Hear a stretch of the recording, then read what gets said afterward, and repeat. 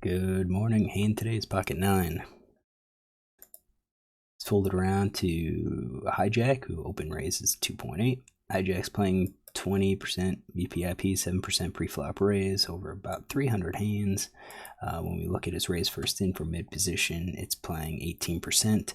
He does limp, so I kind of set up about 18% range here.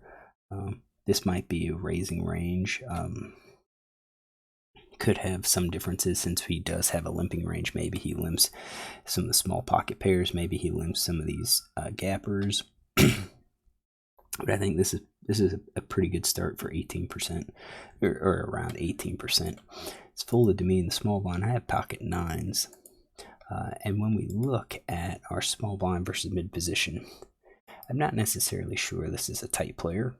So if it's a tight player, we've got an easy call here. I think this is just kind of a standard. It looks like he's not super aggressive. However, I think the aggression kind of comes possibly in some of the other positions.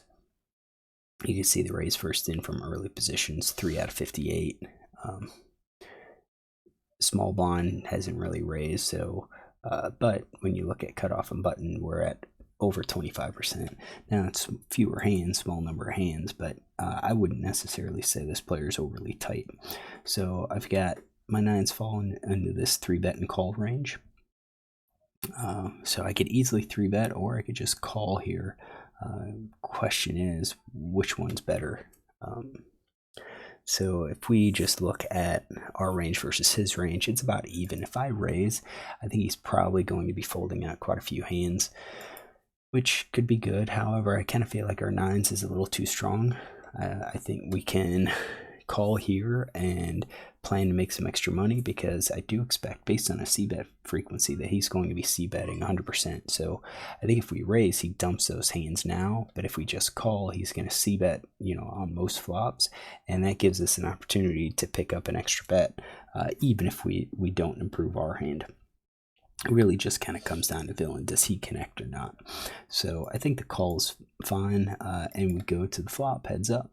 So flop comes down, Jack of spades, 8 of hearts, 7 of spades. So we have a gut shot right now with 9s. I'd say this is not a check raising range. I don't even think this would be a betting range here. I think our plan was to let villain c-bet to try to pick up that extra bet, and I think we continue doing that. So we're going to check to him, and then villain bets, and here again, I just kind of feel like he's going to be c-betting 100%. He already has. Now when we look at c-betting in position, it's 3 out of 3. Out of position, it's 2 out of 2, and then the turn he kind of freezes. So we kind of have a plan here. We have a decent hand. We've got a pair. We've got gut shot. Compared to villain, how does he connect? Well, really, when we look at any of his top pair plus, we'll do a flush draw as well, and those combos, you're at like 48%, 47%. So if he bets here, over 50% of the time he has something weaker, which I think if we raise here, he's going to just fold all of those hands. He's going to call the better hands. That'll kind of put us at a tough spot on the turn if we don't improve. I don't think we would typically check raise here with like maybe 7s and 8s. Probably check raise with the straight with the 9-10. Probably check raise with the nut flush.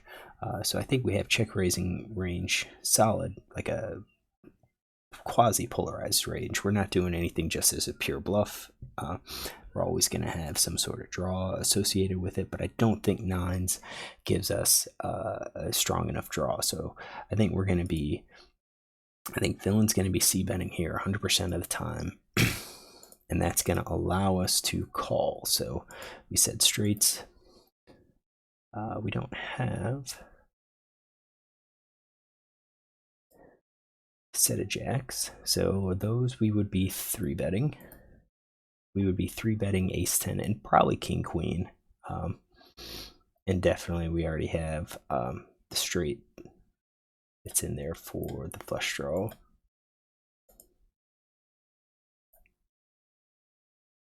Yep, flush draw. Hold on, no. Yeah, those are all the flush draws that we're gonna just be calling.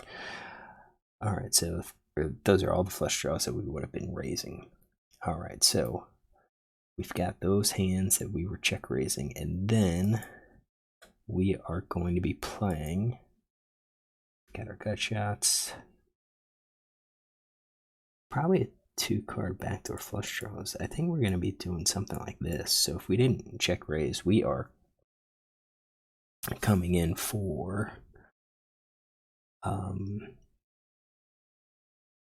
if we didn't check raise, then we are coming in for a check. We are continuing with our plan, expecting him to check the turn, and then on a good run out on the turn, on a good turn and a good river. So anything that's going to be low, I think we're going to be able to pick up this pot. So I think we're just going to probably call with everything else that we have in our range, even some that are just going to be junk. I do think like King Queen.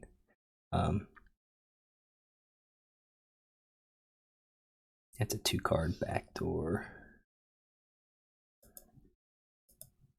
Yeah, we have everything here. All right, so our range is going to be a little bit better. We do call. Turns the queen.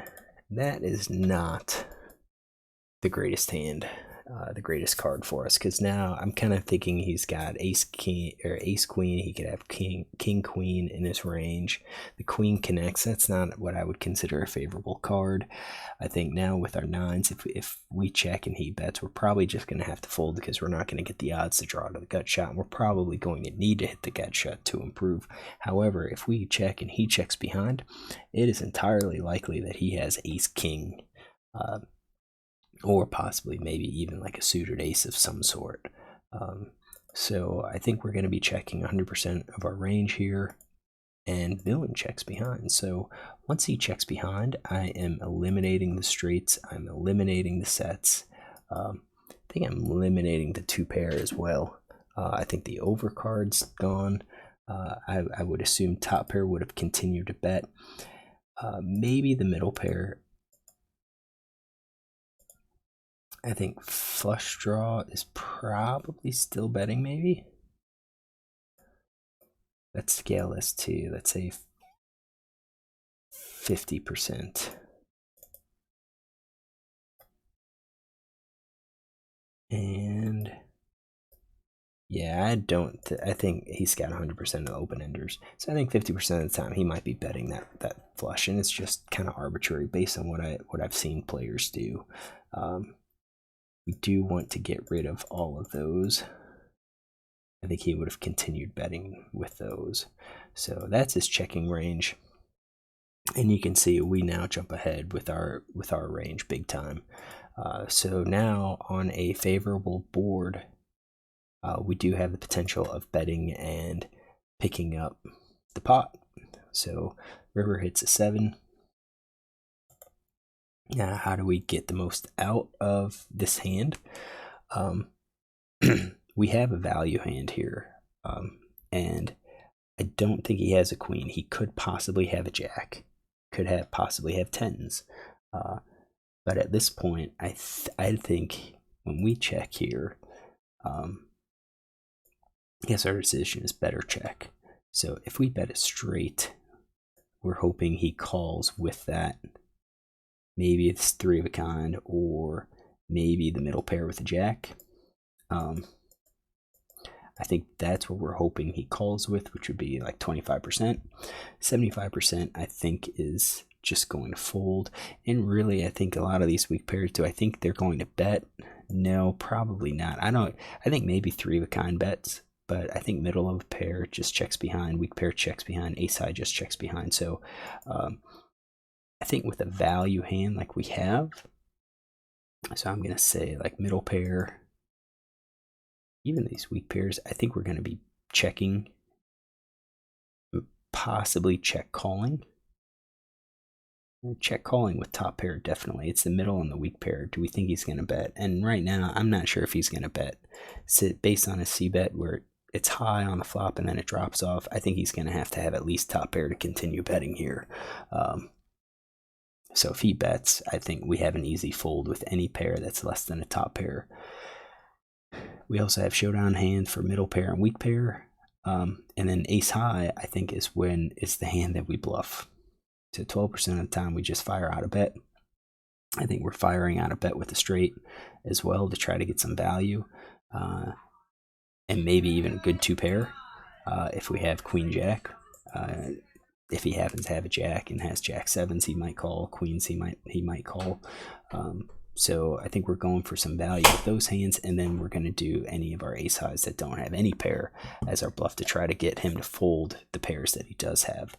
So what do? I checked, which is good. I think that's the appropriate play, and then villain checks behind. So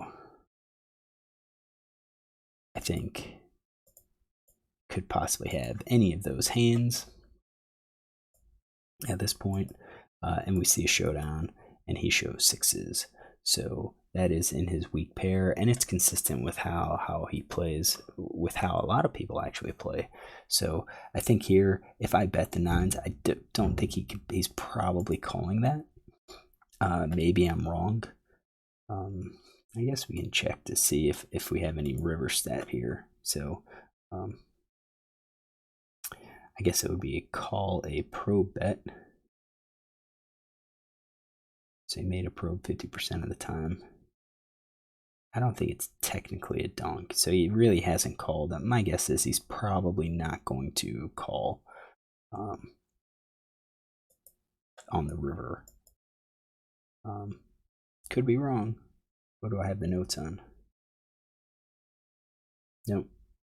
I don't have anything there. So would I do anything differently with this hand? Probably not. I think this was played okay. If we 3-bet, I think he just folds. So I think our action here, based on his c-betting frequencies, was actually pretty good. It netted us more than what we could have gotten had we raised. So we do that, and then also based on the flop texture, I don't think this is a check raising range. I don't think our hand is strong enough to check raise, so I think the check call with the intention of taking the pot away when he shows passivity is the way to go. With nines, though, our hand, it has showdown value, so we're not necessarily taking the betting line on the river. We can just check and win. Let the strength of our hand win. We would bet here if we didn't have anything, and that's balanced by the times we have our straight, so 9-10 and like a queen jack. All right, hopefully you enjoy this hand. If you do, look tomorrow for another one.